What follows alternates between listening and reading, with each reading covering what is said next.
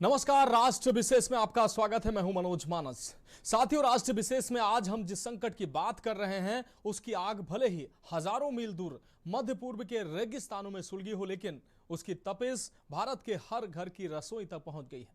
28 फरवरी 2026 की उस तारीख ने दुनिया का भूगोल और अर्थशास्त्र दोनों बदल कर रख दिया है।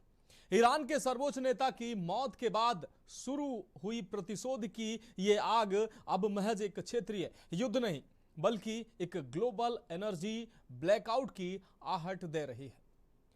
मिडिल ईस्ट में जारी इस जंग ने न केवल दुनिया की शांति भंग की है बल्कि एक बड़ा ऊर्जा संकट भी खड़ा कर दिया है। आज राष्ट्र विशेष में हम अमेरिका, ईरान और इजराइल के युद्ध के बीच उस गणित को भी समझेंगे जो आपकी जेब पर सीधा प्रहार कर रहा है। इस वैश्विक उथल पुथल के दौर में भारत की ऊर्जा चिंताओं की हम बात करेंगे और यह भी जानेंगे कि क्या भारत इस ऊर्जा युद्ध को झेलने के लिए तैयार है। तो चलिए अब शुरू करते हैं मिडिल ईस्ट वार, समस्याएं अपार।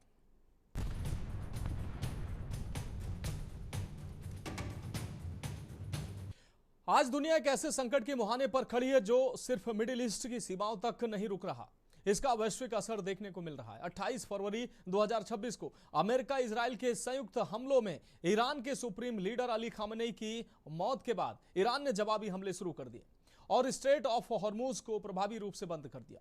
मध्य पूर्व में ईरान, अमेरिका और इजराइल के बीच छिड़ा यह युद्ध अब महज मिसाइलों और समुद्रों तक सीमित नहीं है, यह एक वैश्विक ऊर्जा युद्ध का रूप लेता जा रहा है। इस संकट का ईरान द्वारा धमकियों और सैन्य तनाव के बाद हॉर्मुज के रास्ते टैंकरों का आवागमन लगभग 90% से कम हो गया है।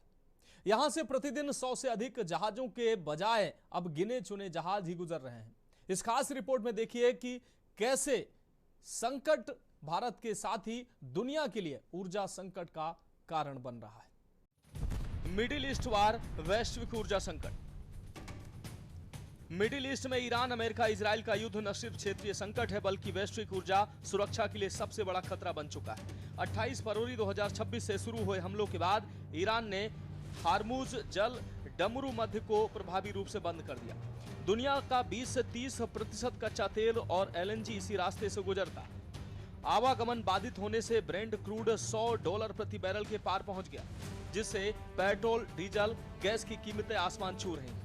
सप्लाई बाधित होने से भारत समेत कई देशों में ईंधन महंगाई का संकट मंडरा रहा है। आपको बता दें कि 28 फरवरी को अमेरिका इजराइल के संयुक्त हमलों में ईरान के सुप्रीम लीडर अली खामेनेई की मौत हुई।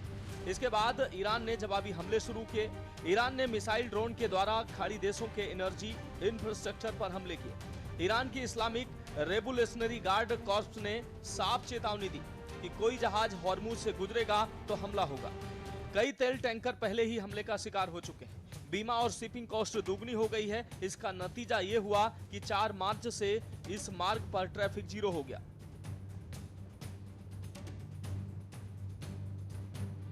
वैसे तो पूरी दुनिया की नजरें मिडिल ईस्ट यानी मध्य पूर्व पर टिकी हैं, लेकिन ये लड़ाई सिर्फ 2 देशों या सीमाओं तक सीमित नहीं। ये आपकी जेब, आपकी रसोई और आपकी गाड़ी की रफ्तार से जुड़ी है। ईरान, इजराइल और अमेरिका के बीच बढ़ा तनाव अब वैश्विक ऊर्जा युद्ध का रूप ले चुका है। हॉर्मुज जल डमरू मध्य दुनिया की जीवन है। दुनिया के नक्शे पर एक छोटा सा मोड़, लेकिन इसकी अहमियत विशाल है। यह है स्ट्रेट ऑफ हॉर्मुज। ये ओमान और ईरान के बीच केवल 33 किलोमीटर चौड़ा रास्ता है। दुनिया के कुल तेल उत्पादन का लगभग 20 से 30% से अधिक एलएनजी यहीं से गुजरती है। विशेषज्ञों के अनुसार अगर ईरान इस रास्ते को ब्लॉक करता है तो सऊदी अरब, यूएई, कुवैत और इराक जैसे देशों का तेल निर्यात पूरी तरह से ठप हो जाएगा। इसका सीधा मतलब दुनिया भर में ईंधन का हाहाकार। मिडिल ईस्ट युद्ध का असर। 28 फरवरी 2026 को यूएस इजराइल का हमला, ईरान के सुप्रीम लीडर अली खामेनेई शहीद। ईरान का यूएस बेस इजराइल खाड़ी देशों पर मिसाइल ड्रोन से जवाबी हमला। IRGC ने चेतावनी दी कि हॉर्मुज से गुजरने वाले जहाज पर होंगे हमले। 4 मार्च से हॉर्मुज में ट्रैफिक जीरो, 20% ग्लोबल तेल सप्लाई रुकी। कई तेल टैंकर हमले का शिकार, शिपिंग कॉस्ट 40% बढ़ी। ब्रेंट क्रूड $100 प्रति बैरल 4 साल के हाई स्तर पर। यूरोप में गैस की कीमतें 30% ऊपर, इन्फ्लेशन का तूफान। एशिया में चीन, भारत, जापान सबसे प्रभावित। आयात रूट ब्लॉक। हॉर्मुज से भारत का 85% तेल आयात, रोज 2.7 मिलियन बैरल रुका। वैश्विक शिपिंग का अफ्रीका रूट में 15 दिन एक्स्ट्रा लगेंगे। जोखिम बढ़ने से तेल वाहक जहाजों पर बीमा प्रीमियम दुगना। सरकार का आश्वासन, भारत का स्ट्रेटेजिक रिजर्व 2 महीने पर्याप्त। आपूर्ति श्रृंखला और आर्थिक प्रहार। युद्ध का असर सिर्फ बम और मिसाइलों तक नहीं रहता, इसके आर्थिक परिणाम तुरंत दिखने लगते हैं। अनिश्चितता के कारण कच्चे तेल की कीमतें $100 प्रति बैरल के पार जाने का खतरा पैदा हो गया है। युद्ध क्षेत्र से गुजरने वाले जहाजों का बीमा 10 गुना तक बढ़ गया है। जहाजों को अब अफ्रीका के चारों ओर से घूमकर जाना पड़ रहा है, जिससे माल ढुलाई का असर, समय, लागत दोनों बढ़ गए। भारत पर गहरा असर। भारत के लिए यह स्थिति दोहरी चुनौतीपूर्ण है। भारत अपनी तेल जरूरत का 80% से अधिक आयात करता है, जिसमें से बड़ा हिस्सा मिडिल ईस्ट से आता है। कच्चा तेल महंगा होने का मतलब पेट्रोल डीजल महंगा, जिससे ट्रांसपोर्ट महंगा होगा और अंततः फल सब्जियों से लेकर हर चीज के दाम बढ़ेंगे। सरकार को तेल खरीदने के लिए अधिक डॉलर खर्च करने होंगे, जिससे रुपया कमजोर हो सकता है। एलपीजी संकट क्यों बढ़ रहा है? वर्तमान संकट का सबसे बड़ा असर एलपीजी यानी रसोई गैस की आपूर्ति पर देखा जा रहा है। भारत अपने लगभग 90% एलपीजी आयात मिडिल ईस्ट से करता है। देश की मासिक एलपीजी मांग लगभग 30 लाख टन है, जबकि भंडारण क्षमता सीमित है। मिडिल ईस्ट से आने वाली गैस का करीब 95% हिस्सा हॉर्मुज जल डमरू मध्य से होकर गुजरता है। यदि समुद्री मार्ग में बाधा आती है तो भारत सहित एशिया के कई देशों की ऊर्जा आपूर्ति प्रभावित हो सकती है।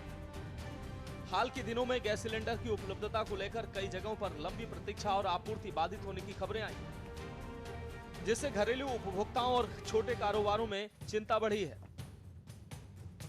भारत में गैस सप्लाई पर प्रभाव। अमेरिका ईरान युद्ध के कारण बिगड़े हालातों ने कच्चे तेल और गैस की आपूर्ति को बुरी तरह प्रभावित किया है। सबसे ज्यादा प्रभाव गैस सप्लाई पर पड़ा है। देश के अलग अलग शहरों की गैस एजेंसियों की यही हालत है। सुबह 4 बजे से ही लोग खाली सिलेंडर लेकर सड़कों पर उतर आते हैं।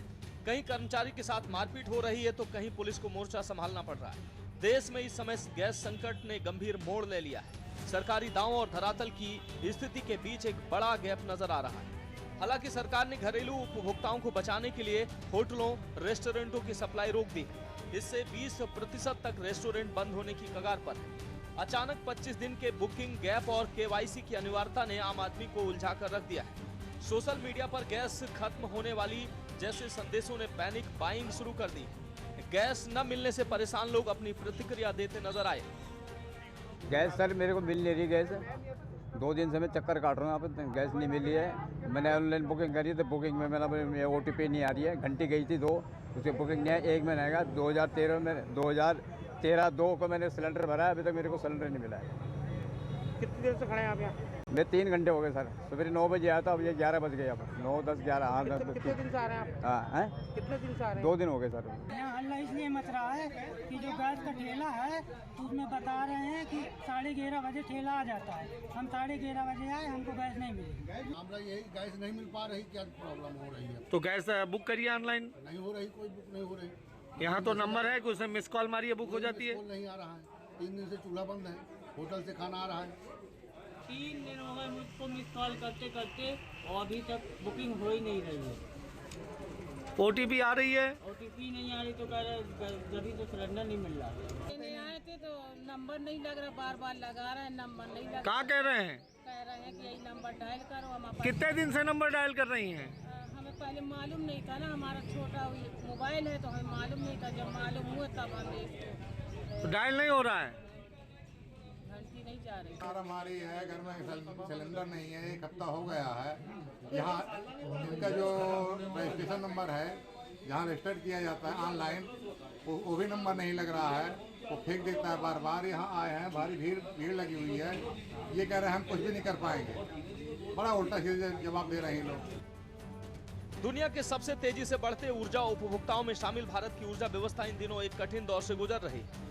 पश्चिम एशिया में बढ़ते भू राजनीतिक तनाव ने वैश्विक ऊर्जा बाजार को अस्थिर कर दिया है। भारत अपनी ऊर्जा जरूरतों का एक बड़ा हिस्सा इसी क्षेत्र से आयात करता है, इसलिए किसी भी तरह की आपूर्ति बाधा का असर सीधे देश की अर्थव्यवस्था और आम नागरिकों पर पड़ सकता है। सरकार का कहना है कि देश में तेल का पर्याप्त भंडार मौजूद है, लेकिन एलपीजी सिलेंडर को लेकर कई राज्यों में अफरा तफरी और लंबी प्रतीक्षा की खबरें सामने आई हैं। यही वजह है कि संसद में भी इस मुद्दे पर चर्चा हुई और ऊर्जा सुरक्षा को लेकर गंभीर चिंता व्यक्त की गई। तो हमारी खास पेशकश राष्ट्र विशेष में वक्त एक ब्रेक का है। ब्रेक के बाद हम जानेंगे कि देश की ऊर्जा सुरक्षा को लेकर सरकार ने देश को कैसे आश्वस्त किया है।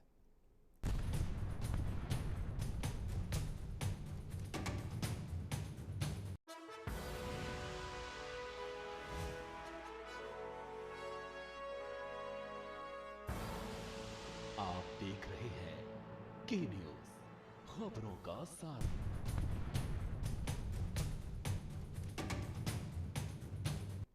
ब्रेक के बाद राष्ट्र विशेष में आपका एक बार फिर से स्वागत है। हम बात कर रहे हैं मिडिल ईस्ट वार समस्याएं पर। साथियों, पश्चिम एशिया में बढ़ते भू राजनीतिक तनाव ने वैश्विक ऊर्जा बाजार को अस्थिर कर दिया है, जिससे दुनिया के सबसे तेजी से बढ़ते ऊर्जा उपभोक्ताओं में शामिल भारत की ऊर्जा व्यवस्था इन दिनों एक कठिन दौर से गुजर रही है। भारत अपनी ऊर्जा जरूरतों का एक बड़ा हिस्सा इसी क्षेत्र से आयात करता है, इसलिए किसी भी तरह की आपूर्ति बाधा का सीधा असर देश की अर्थव्यवस्था और आम नागरिकों पर पड़ सकता है। हालांकि सरकार का कहना है कि देश में तेल का पर्याप्त भंडार मौजूद है, लेकिन एलपीजी सिलेंडर को लेकर कई राज्यों में अफरा तफरी और लंबी प्रतीक्षा की खबरें सामने आई हैं। यही वजह है कि संसद में भी इस मुद्दे पर चर्चा हुई है और ऊर्जा सुरक्षा को लेकर गंभीर चिंता भी व्यक्त की गई है। जहां विपक्ष ने भारत की ऊर्जा सुरक्षा पर सवाल किया और सरकार ने ऊर्जा सुरक्षा को लेकर देश को आश्वस्त किया है। भारत की ऊर्जा जरूरत। भारत अपनी लगभग 85 से 88% कच्चे तेल की जरूरत आयात से पूरी करता है। कुल आयातित कच्चे तेल का करीब 55% हिस्सा मिडिल ईस्ट से आता है। एलपीजी और एलएनजी जैसे ईंधनों के मामले में भी बड़ी निर्भरता विदेशी स्रोतों पर है। ईरान द्वारा धमकियों और सैन्य तनाव के बाद हॉर्मुज के रास्ते टैंकरों का आवागमन 90% से अधिक कम हो गया है। यहां से प्रतिदिन 100 से अधिक जहाजों के बजाय अब गिने चुने जहाज ही गुजर रहे हैं, जिनमें से ज्यादातर डार्क ट्रांजिट या ईरानी संबद्ध है। ये व्यवधान के कारण वैश्विक तेल और गैस की कीमतों में भारी उछाल आया है, जिससे ऊर्जा संकट की स्थिति बन गई है। खबरों के मुताबिक हॉर्मुज के रास्ते में पिछले 15 दिनों में कम से कम 14 जहाजों को निशाना बनाया गया है। अमेरिकी नौसेना ने फिलहाल व्यापारिक जहाजों को एस्कॉर्ट करने से हाथ खड़े कर दिए हैं, जिससे समुद्री बीमा और जोखिम बढ़ गया है। वहीं खबर यह भी है कि इसी रास्ते को 2 भारतीय तेल टैंकरों ने सुरक्षित रूप से पार किया, लेकिन शिपिंग कंपनियां इस रास्ते का उपयोग करने से कतरा रही हैं। संसद में विपक्ष के सरकार से सवाल, क्या भारत ऊर्जा आयात के मामले में अत्यधिक निर्भर हो गया है? यदि पश्चिम एशिया का संकट लंबा चलता है तो देश की ऊर्जा सुरक्षा कैसे सुनिश्चित होगी? एलपीजी की उपलब्धता और कीमतों को नियंत्रित रखने के लिए क्या ठोस योजना है? कुछ सांसदों ने यह भी कहा कि ऊर्जा आयात की अत्यधिक निर्भरता भारत की आर्थिक स्थिरता के लिए जोखिम बन सकती है। भारत की ऊर्जा सुरक्षा के सामने दीर्घकालिक चुनौतियां हैं। विपक्ष के सवाल। देश में ऊर्जा संकट को लेकर लोकसभा में नेता प्रतिपक्ष राहुल गांधी ने कहा कि मिडिल ईस्ट में जंग छिड़ गई है। अमेरिका, इजराइल और ईरान के बीच छिड़ी जंग बहुत बड़े नतीजे होंगे। दुनिया का 20% तेल स्ट्रेट ऑफ हॉर्मुज से होकर जिस रास्ते से आता है उसे बंद कर दिया गया है। इसका बहुत बुरा असर होगा, खासकर हमारे ऊपर, क्योंकि हमारे तेल और नेचुरल गैस का एक बहुत बड़ा हिस्सा स्ट्रेट ऑफ हॉर्मुज से ही आता है। कांग्रेस नेता राहुल गांधी ने कहा कि देश में एलपीजी की सप्लाई प्रभावित हुई है, रेस्टोरेंट बंद हो रहे हैं, स्ट्रीट वेंडर्स पर असर पड़ रहा है और ये तो केवल शुरुआत है। एलपीजी को लेकर बहुत ज्यादा पैनिक है, ये तो बस शुरुआत है। The United States, Israel, and Iran are at war. This war is going to have far-reaching consequences. The central artery from where 20% of the global oil flows, Strait of Hormuz, has been closed. And this is going to have tremendous repercussions particularly for us because a very large portion of our oil and natural gas comes through the Strait of Hormuz. The pain has just started. Restaurants are closing. There's widespread panic about LPG. Street vendors are affected. And as I said, this is only the beginning. प्रधानमंत्री मोदी ने कहा कि आजकल बहुत चर्चा LPG को लेकर हो रही है। कुछ लोग हैं जो पैनिक करने का प्रयास कर रहे हैं, जो अपना एजेंडा चलाना चाहते हैं। उन्होंने कहा कि इस समय उन पर राजनीतिक टिप्पणी करना ठीक नहीं है, लेकिन इतना जरूर कहूंगा कि ऐसा करके वो जनता के समक्ष तो खुद एक्सपोज हो ही रहे हैं और देश का भी बड़ा नुकसान कर रहे हैं। पीएम मोदी ने कहा कि आज जो वैश्विक संकट आया है, इसके प्रभाव से कोई देश अछूता नहीं है। कम अधिक मात्रा में हर कोई संकट के शिकार में है। भारत भी इस संकट से निपटने की कोई कसर बाकी नहीं छोड़ रहा है। हमें मिलकर प्रयास करने होंगे, राष्ट्र हित को सर्वोपरि रखते हुए अपने कर्तव्य निभाने होंगे। पीएम मोदी ने कहा कि इस युद्ध ने पूरे विश्व को एक बहुत बड़े ऊर्जा संकट में ढकेल दिया है। ऐसी विकट परिस्थितियों में बहुत अहम है कि एक देश के तौर पर हम इसका मुकाबला कैसे करते हैं। संकट काल एक प्रकार से पूरे राष्ट्र की परीक्षा होती है। शांति के साथ, धैर्य के साथ हमें परिस्थितियों से निपटना होता है। जन विश्वास बढ़ाकर जनता को जागरूक करते हुए हमें चलना होता है। इसमें हर किसी की भूमिका होती है। भारत केवल सपने नहीं देख रहा, बल्कि भारत आज उन्हें सच कर रहा। आजकल बहुत चर्चा एलपीजी को लेकर हो रही है। कुछ लोग हैं जो पैनिक क्रिएट करने का प्रयास कर रहे हैं, अपना एजेंडा चलाना चाहते हैं। मैं इस समय उन पर राजनीतिक टिप्पणी नहीं करना चाहता, लेकिन इतना जरूर कहूंगा कि ऐसा करके वो जनता के समक्ष खुद को एक्सपोज हो ही रहे हैं, पूरे देश का भी बड़ा नुकसान कर रहे हैं। साथियों, आज युद्ध से जो ये वैश्विक संकट आया है, उसके प्रभाव से कोई देश अछूता नहीं है। कम अधिक मात्रा में हर कोई इस संकट के शिकार है। भारत भी इस संकट से निपटने के लिए कोई कसर बाकी नहीं छोड़ रही है। ये युद्ध की वजह से जो संकट बना है, उसका मुकाबला भी हम जरूर कर पाएंगे। मेरा 140 करोड़ देशवासियों पर पूरा भरोसा है।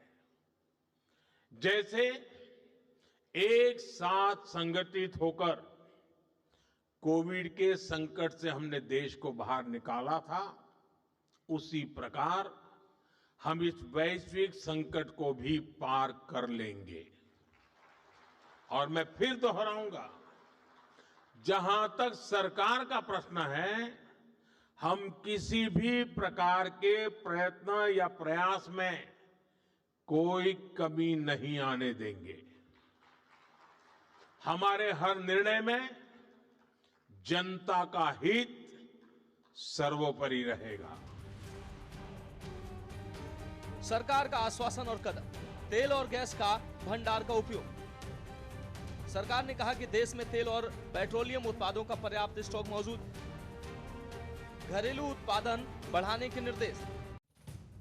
रिफाइनरियों को एलपीजी उत्पादन बढ़ाने के आदेश दिए गए हैं। हाल के दिनों में उत्पादन में लगभग 28% तक वृद्धि की गई है। आपूर्ति का प्राथमिकता वितरण। घरेलू उपभोक्ताओं और जरूरी सेवाओं को प्राथमिकता दी जा रही है।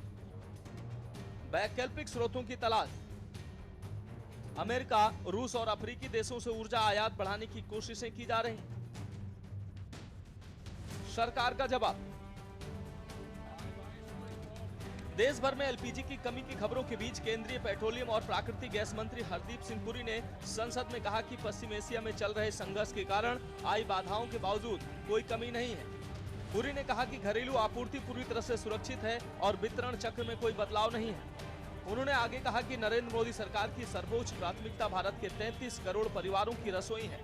एलपीजी की कमी की खबरों के जवाब में पुरी ने कहा कि वितरक और खुदरा स्तर पर घबराहट में बुकिंग और जमाखोरी किसी आपूर्ति की कमी के बजाय उपभोक्ता की चिंता से प्रेरित थी और देश में लंबे समय तक चलने वाले संघर्ष की स्थिति में भी इस स्थिति को बनाए रखने के लिए पर्याप्त गैस उत्पादन और आपूर्ति व्यवस्था है।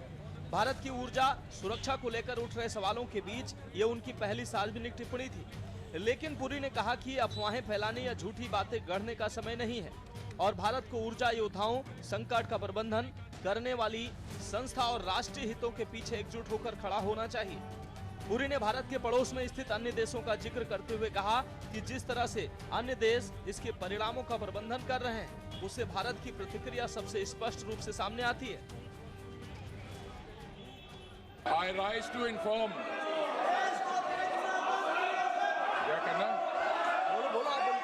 Honorable Speaker, sir, I rise to inform the House of steps taken in response to the disruption of the global energy supplies arising from the ongoing conflict in West Asia. The world has not faced a moment like this in modern energy history. Today is the 13th day since the passage through the Strait of Hormuz, through which 20% of world's crude, 20% of world's natural gas, and 20% of the world's LPG flows was disrupted following the military operations between Iran, Israel, and the US. For the first time in recorded history, the Strait of Hormuz has been effectively closed to commercial shipping. Despite India having no role in causing the conflict, like many countries, India has to navigate through its consequences. The contrast with how other nations are managing this crisis places India's response in its sharpest relief. A country in our neighborhood has shut all schools for 2 weeks, moved government offices to 4-day work week, ordered 50% of public employees to work from home, cut fuel allowances for official vehicles by half, and taken 60% of government vehicles off the road.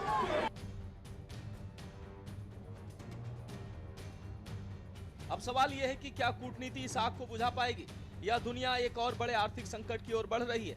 संकट गहरा है और समाधान की राह चुनौतीपूर्ण। एक तरफ अंतर्राष्ट्रीय युद्ध की मार तो दूसरी तरफ घरेलू वितरण प्रणाली की खामियां। सरकार को सिर्फ बयानों से नहीं बल्कि आपूर्ति के ठोस कदमों से जनता का भरोसा जीतना होगा। स्पेशल डेस्क के न्यूज इंडिया।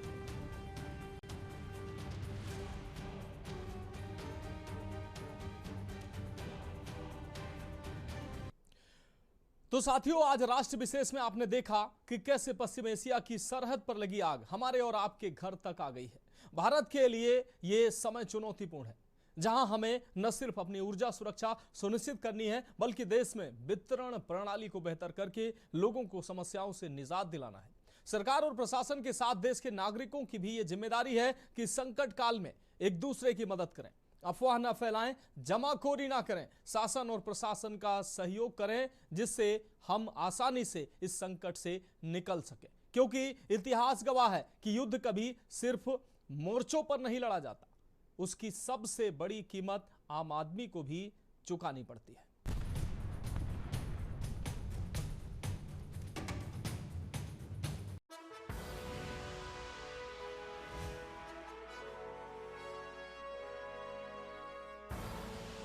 आप देख रहे हैं के न्यूज, खबरों का